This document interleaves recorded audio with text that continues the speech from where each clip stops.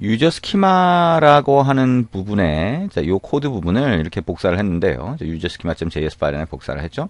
자, 이 코드가 결국에는 모듈.exports 안에 등록이 돼야 되는데, 이 코드 양이 좀 많죠. 그러니까 별도의 함수를 만들든지 또는 객체를 정의한 다음에, 모듈.exports에다가 할당을 하면, 자, 모듈 파일이 구성이 되게 돼요.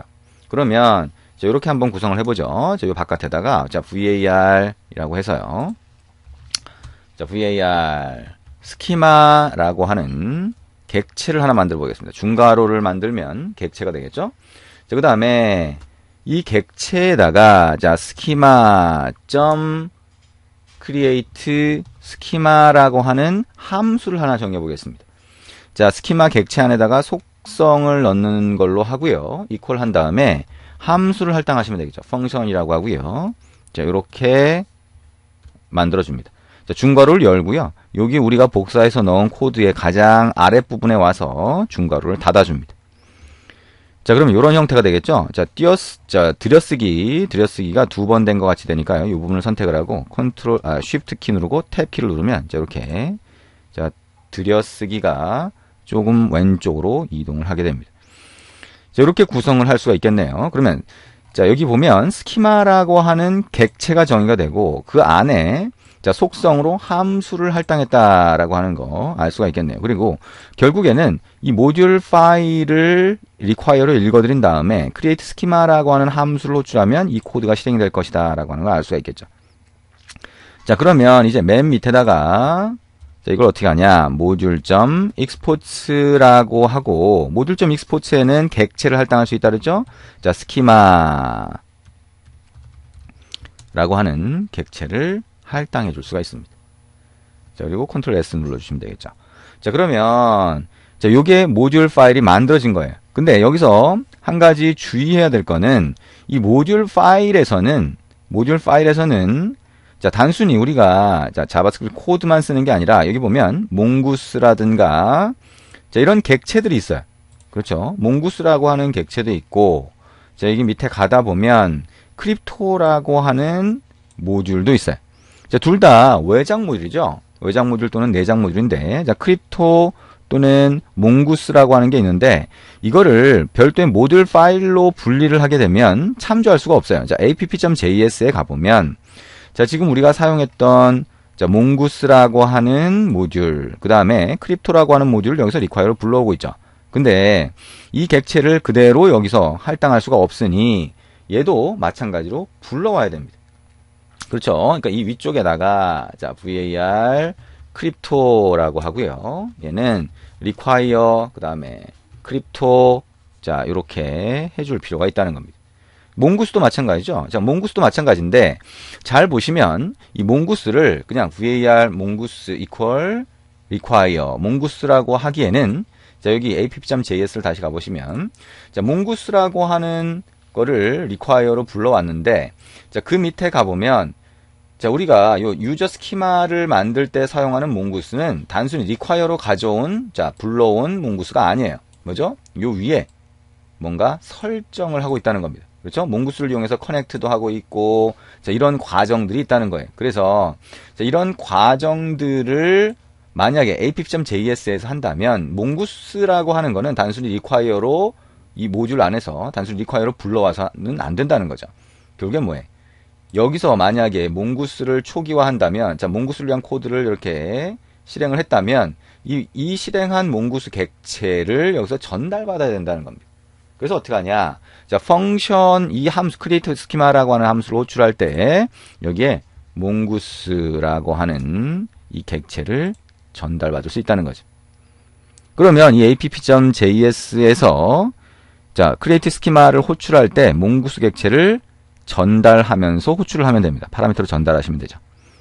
자, 이렇게 코드를 구성할 수 있습니다. 그리고 이 create schema라고 하는 거를 호출할 때 전달할 수도 있고 아니면 schema.init이라고 하는 초기화 관련된 함수를 별도로 하나 정의를 해서 파라미터로 전달받아서 여기에 변수에 할당해 둘 수도 있어요.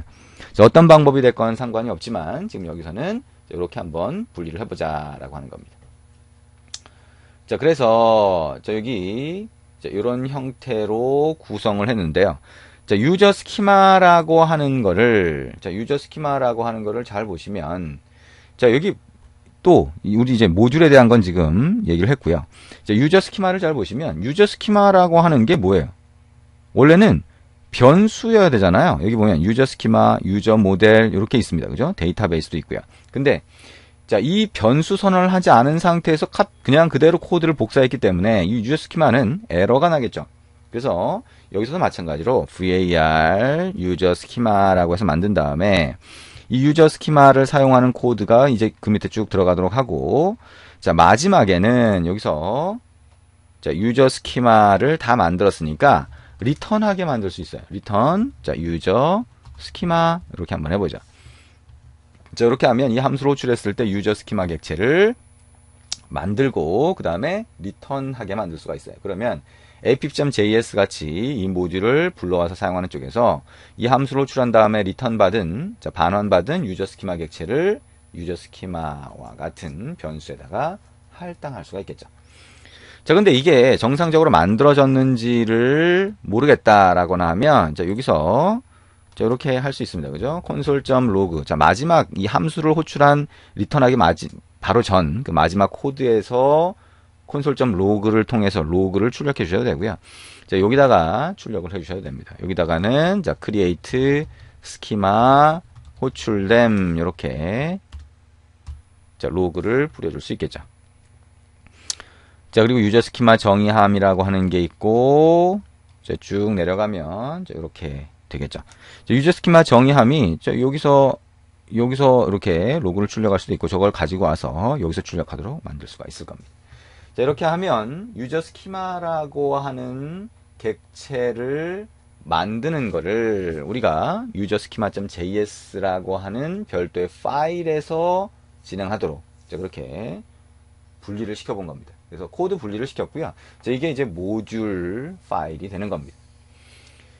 자, 그러면 이제 app.js라고 하는 자, 파일로 가면 자, 이제 app.js에서 어떻게 돼요?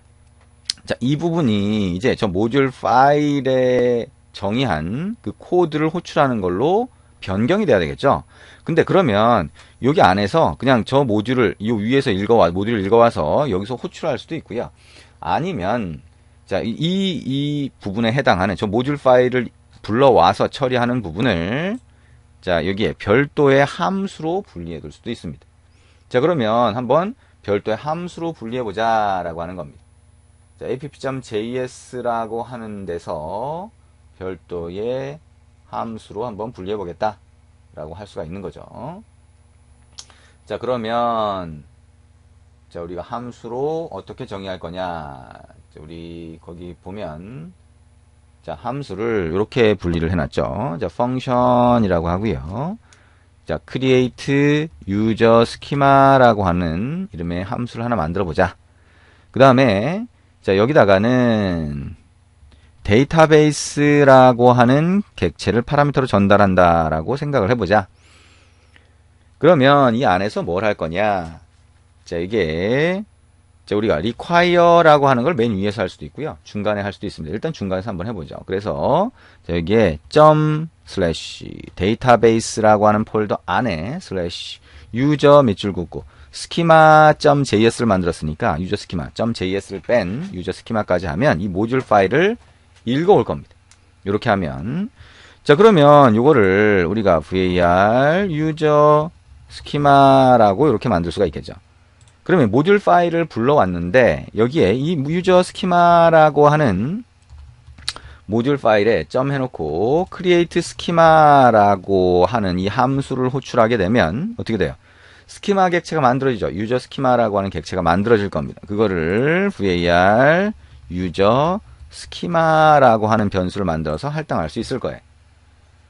자, 그러면 이제 이렇게 가능하다라고 하는 건데, 자, 이거를 조금 더 줄여서 표현을 해보면, 자, 줄여서 표현해보면, 자, user schema라고 하는 거를 변수에 할당한 다음에 여기 밑에서 했죠. 근데 create schema를 이렇게 처리하지 않고요. 자, 여기서 할당하는 거를 빼고 이어서 .create schema라고 하는 걸 여기다 붙일 수도 있어요. 이렇게. 그러면 require로 불러온 모듈, 그죠? 그 모듈이 결국엔 객체를 리턴하게 되는데, 자, 그거 .create schema라고 하는 함수를 바로 이어서 호출하는 거죠. 그 다음에 여기다가 몽구스라고 하는 객체를 파라미터로 전달할 수 있습니다. 이런 형태가 되고요. 그러면 유저 스키마라고 하는 건 어떻게 돼요? 여기서 바로 리턴 받아서 할당할 수가 있죠. 자, 이게 자동 줄바꿈이 돼서 그런 건데요. 자, 어쨌든 이렇게 만들 수 있다는 겁니다. 자, 그런데 이거를 유저 스키마라고 하는 거를 만든 다음에 우리가 필요한 다른 모듈로 또 전달해 줘야 될 경우도 있어요. 그러다 보니까 이거를 유저 스키마라고 하는 변수로 그냥 별도로 만들지 말고 파라미터로 전달받은 데이터베이스에다가 속성으로 넣어줄 수 있습니다. 데이터베이스.유저 스키마라고 하는 거죠. 그 다음에 이게 결국에는 모듈로 정의한 유저 스키마를 불러와서 유저 스키마 생성하는 코드를 불러와서 유저 스키마 객체를 만든 다음에 데이터베이스 안에 넣어주는 방법이 됩니다. 자, 그다음에 또 한 가지는 자, 모델 객체가 있었죠. 자, 모델 객체 이렇게 돼 있었습니다. 이걸 그대로 갖고 와서요. 복사해서 붙여넣기를 합니다. 그 다음에 이 모델 객체 같은 경우에도 이게 몽구스.모델이라고 하고 이렇게 생성을 했었죠. 그러면 이것도 마찬가지로 데이터베이스 .유저 스키마를 참조를 해서 자, 요거를 유저 모델이 그냥 변수가 아니라 데이터베이스.유저 모델이라고 해서 데이터베이스 객체의 속성으로 할당을 해주는 겁니다. 자, 그리고 유저 모델 정의함 이렇게 할 수가 있다는 거죠. 자, 요게 create user schema라고 하는 코드가 됩니다. 자, 그러면 이렇게 create user schema라고 하는 코드를 만들었다라고 하게 되면 이제 바꿔줄 수 있어요. 자, 어떻게 바꿔줄 수 있어요? 자, 우리가 connectDB라고 하는데 한번 가보면, 자, connectDB를 한번 가보죠.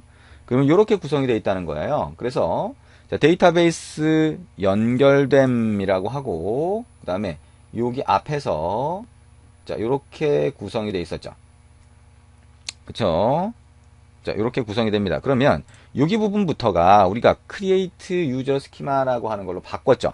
그럼 여기서부터, 자, shift 키를 누른 상태에서, 자, 요거 선택을 하고요. 쭉 내려가서 Shift 키를 누른 상태에서 여기까지 선택을 하고요. 삭제를 합니다. 자, 이렇게 되겠죠? 오픈이라고 하는 데이터베이스가 오픈된 상태가 되면 그때 어떻게 하냐? 자, create 자, user schema를 해주겠다. 그죠? 이 함수를 호출해주겠다. 그러면서 뭐예요? 데이터베이스는 이미 객체가 만들어진 거니까 이렇게 넣어주면 된다는 거죠. 이해되시나요? 자, 여기까지 해서 데이터베이스 관련된 부분을 별도의 모듈 파일로 옮겼고요.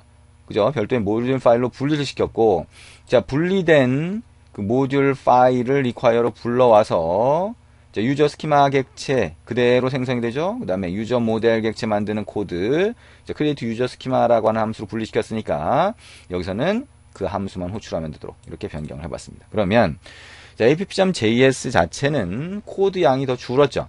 그 다음에 만약에 데이터베이스 관련된 스키마 변경을 하고 싶다라고 하면 이 파일에 와서 변경을 하기 때문에 app.js는 수정될 일이 없게 됩니다. 자, 이게 나중에 가면 훨씬 많은 장점을 가지게 됩니다.